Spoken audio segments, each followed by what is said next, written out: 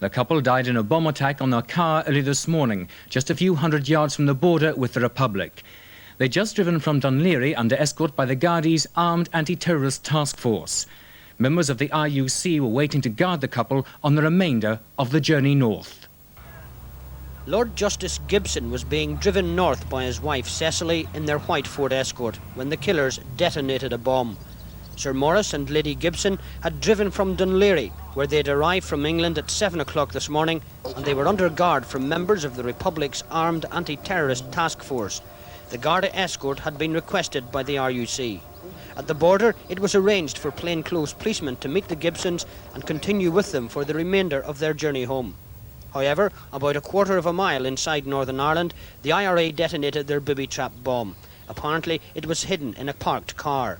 The Gibsons' car was blown across the main Belfast-Dublin road into the path of a car travelling south. The two vehicles collided and the judge's car burst into flames. 3 Irish rugby players were travelling southwards in the other car for a training session in Dublin. David Irwin, Nigel Carr and Philip Rainey were taken to hospital, and although their car was destroyed, their injuries aren't serious. David Irwin spoke later of seeing the judge's car in a ball of flame. Lord Justice Gibson was the province's second most senior judicial figure.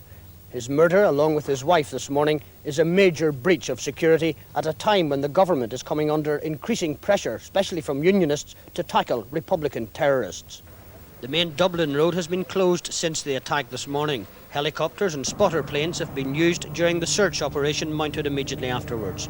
Today's killings mean that since last Monday, the IRA have murdered 5 people. There's been widespread condemnation of the IRA killings.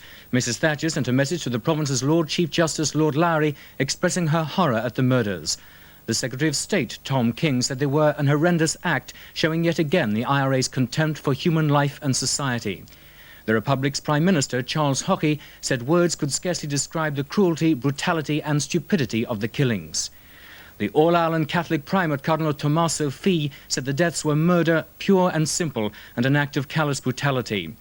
Ulster Unionist Party leader Jim Molyneux urged Mrs Thatcher to reconsider her political and security strategy, which he claimed had caused the increase in killings since the Anglo-Irish Agreement was signed.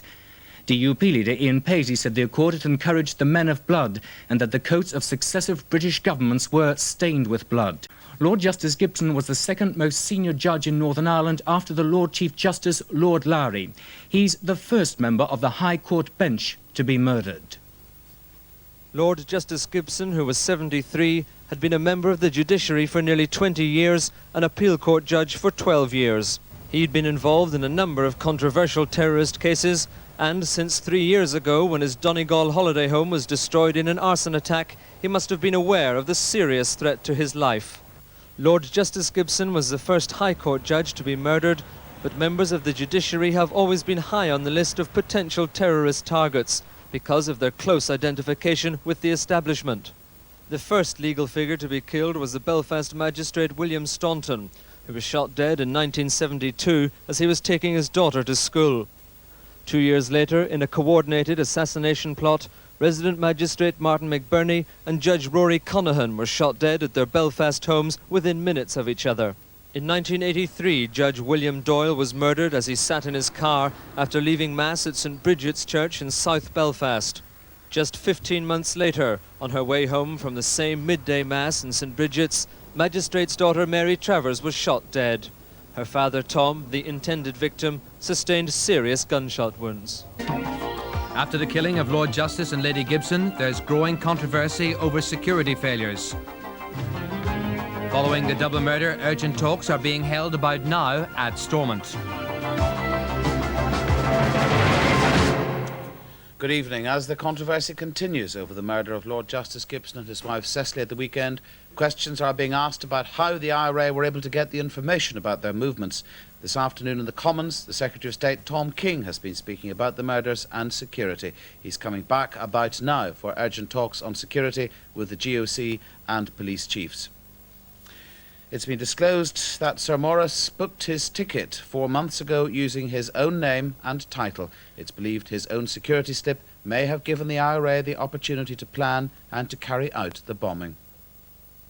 Stormont Castle's the scene for the top security meeting, which is due to start shortly.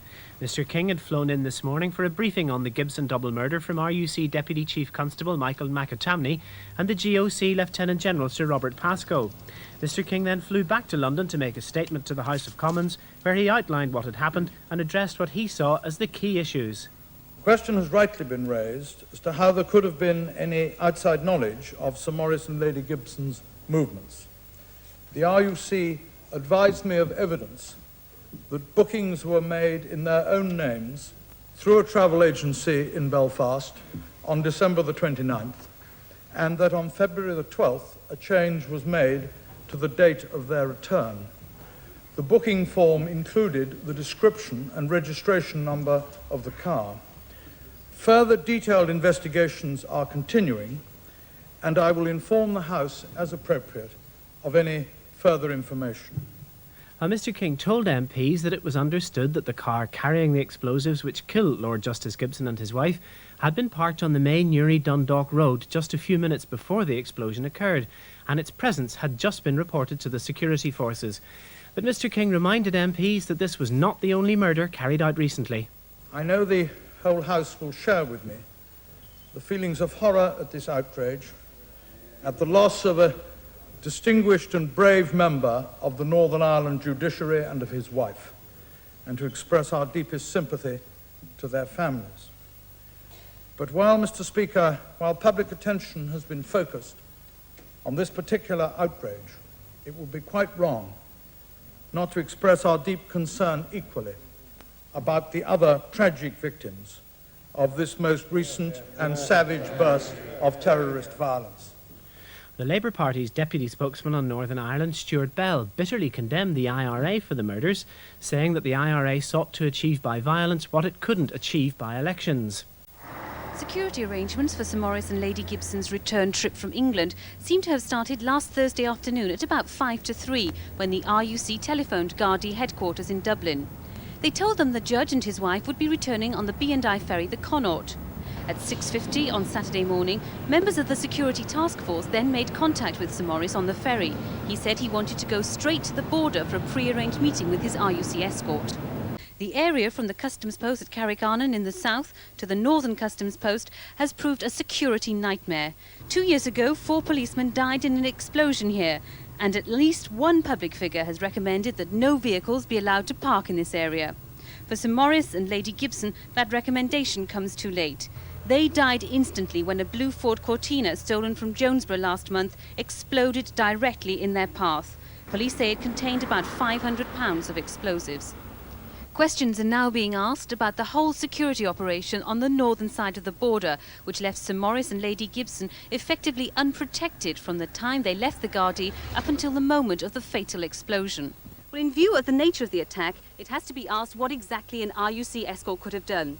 But even after taking into account the dangers facing the security forces in this area, the police, the Army and Secretary of State Tom King have to find answers to these pressing questions, and quickly.